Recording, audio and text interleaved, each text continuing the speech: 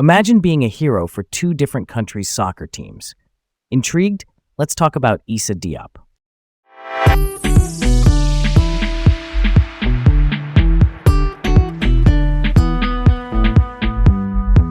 I'm Leah, and I'm excited for this one. There's a lot of heart and history here. I'm Garrett, and yeah, I'm curious and kind of buzzing to dig into it. Topic on the table: Issa Diop. He's a professional center back in soccer, the central defender who organizes the back line, wins headers, and shuts down strikers. His international journey is truly fascinating. Quick personal note: I've always loved how soccer can mirror identity. Diop's path from French youth teams to Morocco at senior level reminds me of growing up with more than one culture at the dinner table. It's that feeling of belonging in more than one place and finding the right moment to choose where your heart and opportunities line up. That's close to the heart of it for me. All right, let's set the stage. Issa Lucas John Diop was born in Toulouse, France, in January 1997. He's a right-sided center-back by trade, usually in a back four, but he can slide into the right side of a back three. In simple terms, he can defend the middle and also cover those wide channels when needed. He came through Toulouse, then moved to West Ham United, and now plays for Fulham. Over the years, he's racked up around 300 professional appearances, which is a lot of mileage for a defender still in his 20s by the mid-2020s. And the family story matters. His father is of Senegalese origin, his mother is Moroccan, and his grandfather, Leah Diop, is cited as the first Senegalese footballer to play in Ligue 1, which is France's top division. That's a legacy. Internationally, Issa played for France at youth levels, but in 2026 he made a one-time switch to represent Morocco at senior level. For anyone new to that rule, a one-time switch is FIFA's permission to change national teams once under certain conditions, and once you do it, you can't switch back. To begin the club story, he started out at Balma SC, which is a local club, and then in 2006 moved into the Toulouse Academy. That's the professional pathway where you get serious coaching, sports science, the whole deal. He methodically climbed the ranks over a decade. By September 2015, he was training with the first team, and by November, he'd signed his first pro contract. That's an express elevator for a center back, right? Totally. He debuted in Ligue 1 in November 2015 against Nice, and he played the full match next to another teenage debutant, Alban Lafont, who was a remarkably young goalkeeper at the time. 4 days later, Diop scored his first senior goal in a 3-0 win over Troyes. That's wild.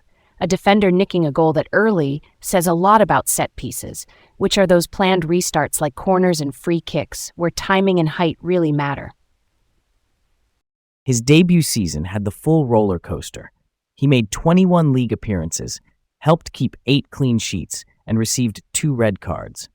Clean sheet just means your team allows 0 goals, and the Reds show a front foot, aggressive style.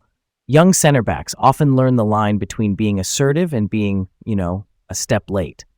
But Toulouse survived on the final day, and that's a pressure cooker you don't forget. Middle chapter. By April 2017, he was handed the captain's armband for the first time, which is a big deal at around age 20. Then in October 2017, he came full club captain. Toulouse were fighting relegation again, and trusting a young center-back to lead says a lot about his communication and temperament.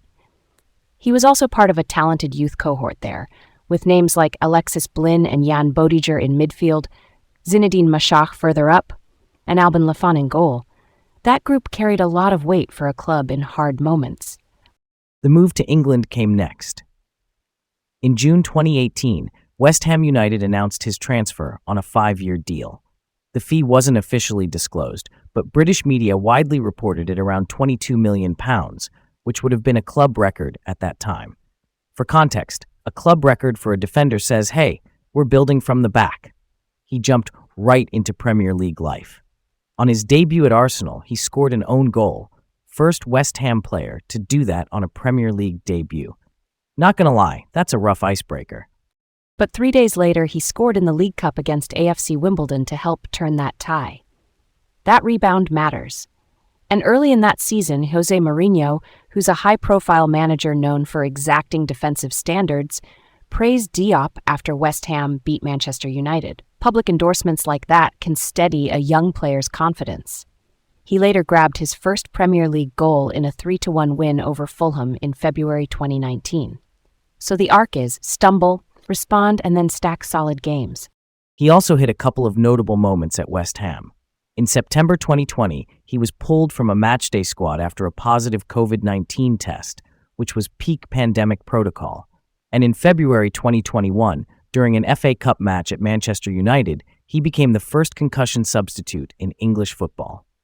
Quick note, a concussion substitute is a special swap allowed specifically for a suspected head injury, prioritizing safety. David Moyes, West Ham's manager, praised the medical team afterward. That's a milestone for the sport's safety culture. Why did that particular substitution get so much attention? I mean, beyond the obvious health angle. Because it was among the first real-time tests of the new rule in a high-visibility game. It showed you can remove a key player for safety without punishing the team numerically. That helps normalize medical caution. Big picture, it nudges coaches and players towards speaking up fast when a head knock happens. At West Ham, competition tightened when centre-backs Craig Dawson and Kurt Zouma arrived, which meant Diop rotated more. By August 2022, he had made 121 appearances with 8 goals for West Ham across all competitions. Then he crossed London to join Fulham on a 5-year deal. His debut came in a surprise League Cup loss to Crawley Town, a 4th-tier club. Cup upsets happen, and for a defender trying to embed a new system, that's a tough welcome. Things settled. He scored his first Fulham goal in a 2-2 draw with Bournemouth in October 2022 and added another key header in May 2026 against Newcastle in a 2-0 win. Set pieces again. That's where his height and timing shine. And across his career, outlets like 442 have credited him with aerial strength and speed across the ground. That combo lets a team defend higher up the pitch because he can recover if someone slips in behind. Internationally, here's the turning point. In March 2026, he was called by Morocco, and a week later, FIFA approved his one-time switch from France. By the end of that year, he had 7 caps, which just means 7 official international appearances and 1 goal. And that goal, second-half stoppage time against the Netherlands in the World Cup round of 32. He equalized to make it 1-1, Morocco won the shootout 3-2, and he was named man of the match. That's a signature career moment. That single play flips perception. People already knew him as a stopper, but now you also see big game impact. It ties back to his Toulouse days under pressure, the captaincy, the set-piece timing. Also, through all of this, he's logged around 300 professional appearances and roughly 17 career goals by the mid-2020s, which frames a defender who shows up week after week and occasionally decides a game. Here's a lingering question. That reported £22 million fee to West Ham in 2018 was widely cited as a club record at the time, but officially the transfer was undisclosed. Why do clubs keep the numbers private when everyone sort of knows the ballpark anyway? I think confidentiality protects leverage. If a selling club or an agent knows exactly what you paid last time, they can anchor negotiations higher. Also, deals often have add-ons and clauses. Publishing one number can be misleading if the final sum depends on appearances or trophies, so keeping it undisclosed keeps options open for future bargaining. I get that, but transparency helps fans and even players understand value, right? When numbers are vague, narratives can spiral. A player might be labeled too expensive or not expensive enough, and it can color how people judge performances. Real talk, if the fee is public, it sets clearer expectations and maybe takes the guesswork and the pressure down a notch. That's fair. But even with public numbers, context gets lost. Exchange rates, wages, length of contract, role in the squad. 2 £20 million signings can be totally different bets. So I'd rather clubs focus on fit and plan and let reported numbers be just one piece of the puzzle. So we meet in the middle. Some clarity is healthy, but numbers without context can mislead. And in Diop's case, reported as a big fee or not, West Ham signaled serious belief in him at the time. That's the heartbeat of it. Before we pivot, one pop culture-ish note. Diop, being the first concussion substitute in English football, got a lot of media attention. It's now a reference point whenever head injury protocols come up.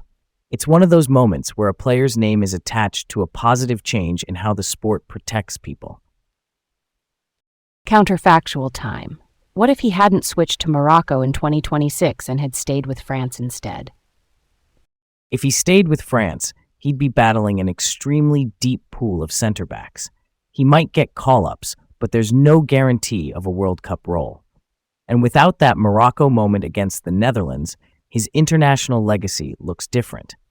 He's still a solid Premier League defender, but maybe he doesn't get that man-of-the-match knockout game that lives in the memory. And with Morocco, the pathway aligned perfectly. Eligibility through his mother, the late switch, quick integration, and then the World Cup stage. That's timing and identity coming together. Also, being a key piece for Morocco can elevate leadership responsibilities that might be harder to get with France's depth. It changes how a player is framed back at his club, too. Big game experience travels. There's also the style factor. Morocco's setup gave him a platform to use those strengths we talked about, like aerials and recovery pace, in high-leverage moments. With France, the roles and rotations could be different. So yeah, not switching might have meant fewer chances to stamp a moment on a tournament, and that moment matters. So, stepping back. From Toulouse Academy kid to teenage captain, from a rocky Premier League debut to Mourinho's praise, from a safety milestone with that concussion substitution to a World Cup equalizer for Morocco. It's got layers, and it's a story worth telling. Yeah. Stay curious about journeys like his because the turning points are not always where you expect. All right, that ties it up nicely.